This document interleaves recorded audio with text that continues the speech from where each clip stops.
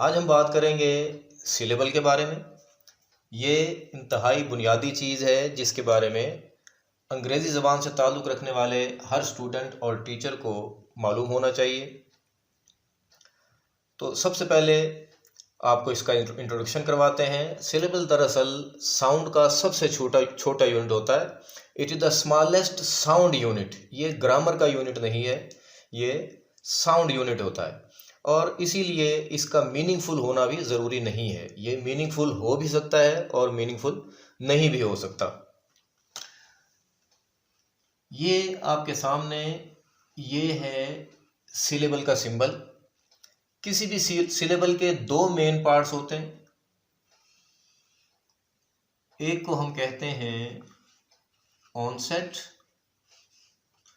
और सिलेबल के दूसरे पार्ट को कहते हैं राइम। राइम को मज़ीद दो पार्ट्स में तकसीम किया जाता है और वो हैं, एक पार्ट न्यूक्लियस होता है जो किसी भी सिलेबल का मोस्ट इम्पॉर्टेंट पार्ट होता है। न्यूक्लियस के बगैर कोई सिलेबल अपना वजूद रख ही नहीं सकता। और राइम का दूसरा पार्ट होता है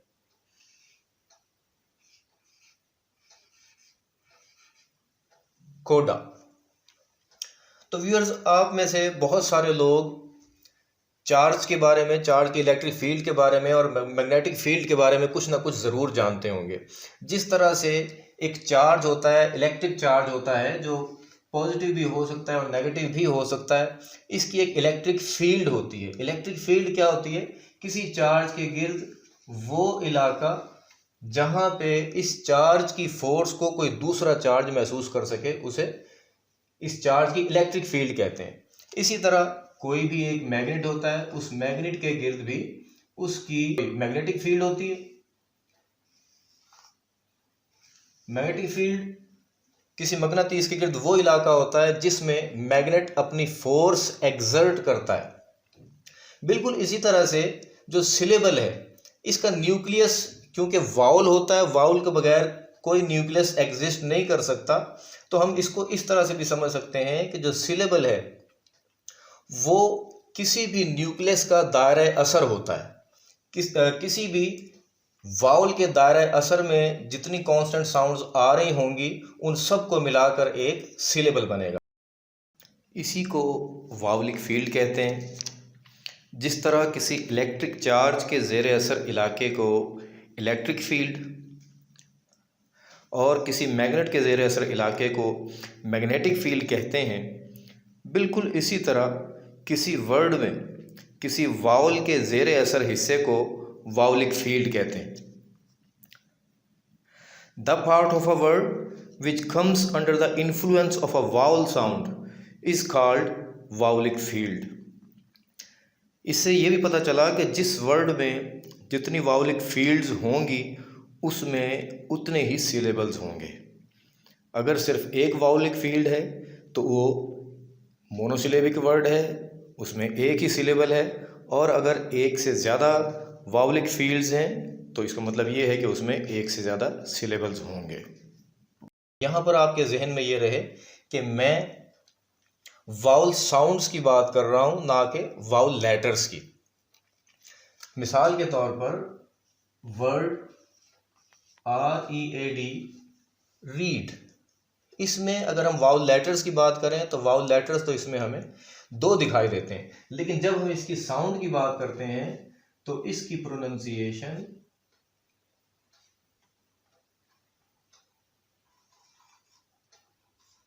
इस तरह से लिखी जाती है और जो वाउल साउंड है वो सिर्फ एक ही है।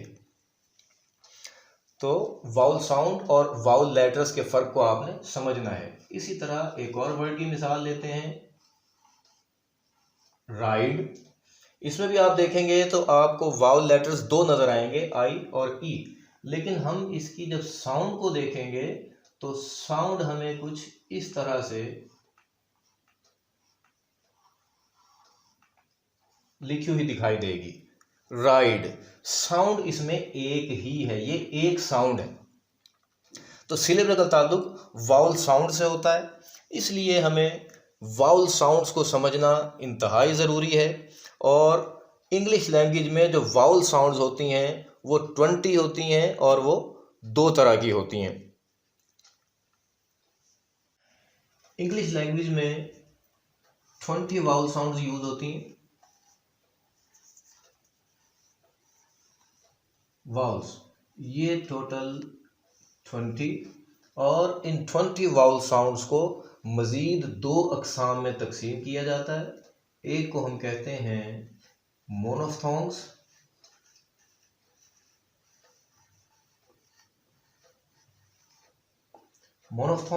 और ये तादाद में होते हैं 12, और जो दूसरी किस्म वाउल्स की होती है उनका नाम है डिफ्थोंग्स, और डिफ्थोंग्स की तादाद होती है 8। सिलेबल को समझने के लिए मोनोफ्थोंग्स और डिफ्थोंग्स दोनों की पहचान होना, दोनों के सिंबल्स को जानना इंतहाई ज़रूरी है। अगर हम वाउल्स को और उनके सिंबल्स को पहचानते होंगे तो फिर हम किसी भी वर्ड को उसके सिलेबल्स में डिवाइड कर पाएंगे। तो वाउल्स के दौरान अब हम पहले पढ़ लेते हैं मोनोफ्थोंग्स को, इनके सिंबल्स को देख लेते हैं और इनकी एक एक मिसाल देख लेते हैं। ये 12 मोनोफ्थोंग्स के सिंबल्स आपके सामने मैंने लिख दिए हैं। इनके क्योंकि कोई नाम नहीं होते इसलिए इन्हें किसी न किसी कीवर्ड की मदद से अपने जहन में रखा जाता है, क्योंकि ये साउंड्स हैं। ये जो साउंड है ये वो साउंड है जो वर्ड हिट में इस्तेमाल होती है। हिट में जो आती है, ये देखिए इसमें 3 साउंड्स हैं वर्ड हिट में, ह और ठ। इन दोनों कॉन्सोनेंट साउंड्स को जो वाउल साउंड ज्वाइन कर रही है वो ये वाली साउंड है, हिट।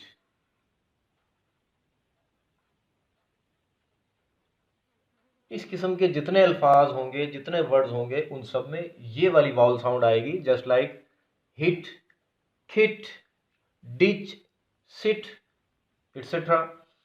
ये लॉन्ग साउंड है। ये वो साउंड है जो वर्ड हीट में पाई जाती है। जब इसको हम साउंड्स की सूरत में साउंड ट्रांसक्रिप्शन में लिखेंगे तो इसमें भी 3 साउंड्स ही हैं, ह और ठ, और वो वाउल साउंड जो इन दोनों साउंड्स को कनेक्ट कर रही है, ज्वाइन कर रही है, वो ये वाली साउंड है। और देखें इसकी निस्बत ये लॉन्ग है, हिट एंड हीट। अब हीट जैसी साउंड जिस वर्ड में भी आ रही होगी वहां पे आपको ये सिंबल लिखा हुआ नजर आएगा, हीट, बीट, चीट। ये जो साउंड है ये वो वाउल साउंड है जो बुक और इसी किस्म के दूसरे अल्फाज में आपको मिलेगी। बुक, बुक को साउंड की सूरत में अगर हम लिखेंगे तो ब और ख साउंड्स हैं, और इन दोनों कॉन्सोनेंट साउंड्स को मिलाने वाली जो आवाज़ है वो ये वाली है, बुक, ठुक, हुक वगैरह। जो चौथे नंबर पे जो वाउल साउंड है वो साउंड है जो इसी को थोड़ा लॉन्ग कर देती है, यानी वो साउंड जो बूट में मिलेगी, शूट में मिलेगी। जब बूट को हम साउंड की सूरत में लिखेंगे तो इसके दरमियान ठ और ब, इन दोनों कॉन्सोनेंट साउंड्स के दरमियान ये जो वाउल साउंड आ रही है ये वाली लॉन्ग वाउल साउंड है। और इसके लिए कीवर्ड बूट मैंने लिखा है, आप कोई और वर्ड भी अपने ज़हन में रख सकते हैं। ये ए साउंड है और ये वो साउंड है जो हैट में आती है, हैट, ह ठ, और इन दोनों को जोड़ने वाली जो साउंड है वो ये है।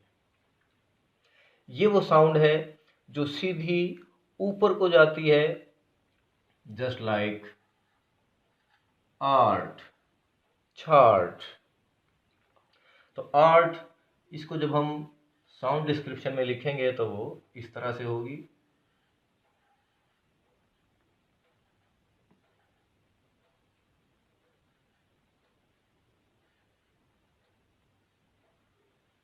आर्ट। तो ये 6 मोनोफ्थोंग्स हो गए। अब हम चलते हैं 7वें मोनोफ्थोंग की तरफ। इसका नाम श्वा है और ये स्मॉलेस्ट वाउल साउंड है इंग्लिश लैंग्वेज की, और ये वो साउंड है जो आपको मिल सकती है। मसलन अगर हम एक वर्ड की बात करें,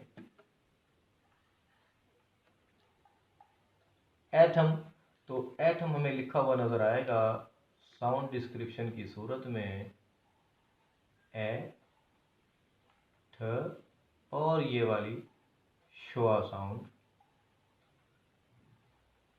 एटम। ये वो साउंड है जो हमें वर्ड खट में मिलेगी, खट, बट, हट।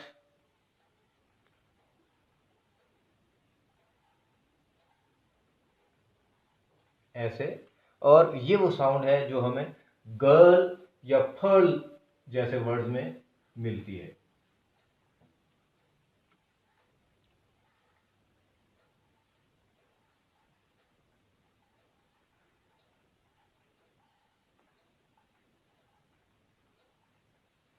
ये ओ साउंड है, वो साउंड जो हॉट में मिलती है, हॉट, ह, ओ एंड ठ साउंड, हॉट। और ये बिल्कुल स्टेट साउंड है, वो साउंड जो हमें इस वर्ड में मिलेगी, ठोक।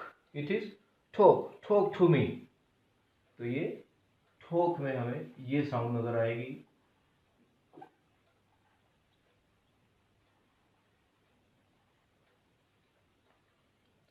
This one is a sound, वो साउंड जो हमें फैन में मिलती है, फैन, हैन, थैन।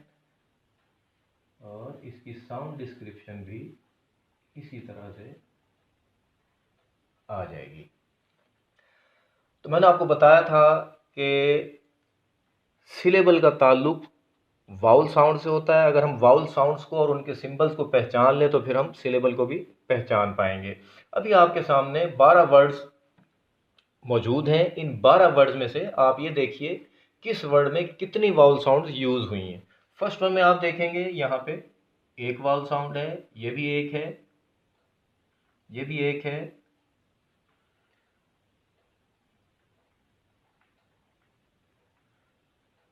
सिवाय नंबर 7 एटम के अलावा जितने वर्ड्स हैं उन सब में एक ही वाउल साउंड इस्तेमाल हुई है, तो वो सब वर्ड जो हैं वो मोनोसिलेबिक वर्ड्स हैं, वो सिंगल सिलेबल वर्ड्स हैं, एक ही सिलेबल है। जबकि एटम में आप देखें एक वाउल साउंड ये है और एक वाउल साउंड ये है।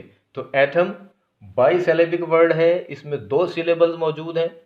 इसके अलावा जितने वर्ड्स हैं वो सब के सब सिंगल सिलेबल पे मुश्तमिल वर्ड्स हैं, जबकि एटम में 2 सिलेबल्स हैं।